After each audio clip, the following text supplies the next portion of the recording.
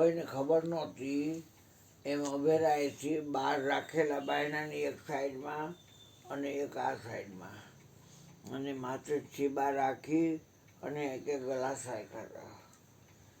અને વાતું એવી સરસ નીકળતી હતી. એટલે બાપા કહે, હવે ભાઈ ઓલું ગટરનું પાણી છે ને એ આછરી ગયું છે, એક ગ્લાસ ભરી દો ને. એટલે મને કીધું એટલે હું ગયો, મેં જોયું, મેં ભરીને દીધું. પીઓ પીઓ ભાઈ પીઓ. માનો જ પીવું બાપા. તમે પીઓ.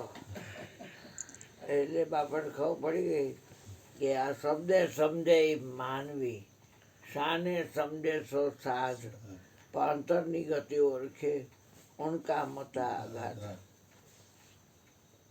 બાપાએ પી લીધું. તમારે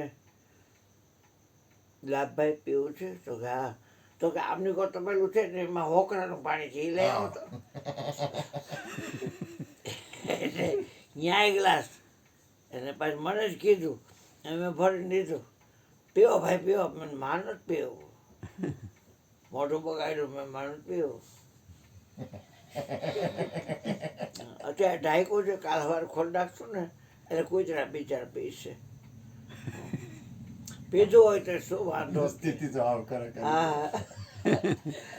હા તો લાભાઈ કે મારે જ પીવું, પૈસા પોને જવું પડે એને નથી પીવું મારે. એમ દેખાડો છોકરો.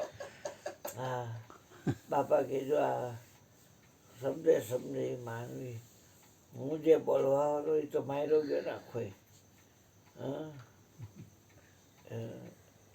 અને ખરેખર એ એક કેરબો ભરીને 68 તીરથનું જળ લઈને એક ભાઈ દેવા આવ્યા હતા.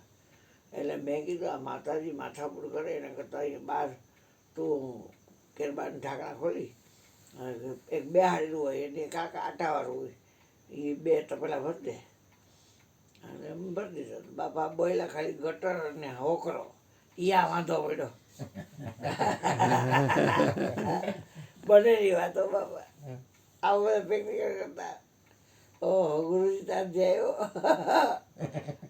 હાલ હાલ બોલો બોલો બોલો. કીર્તિભાઈ બોલો.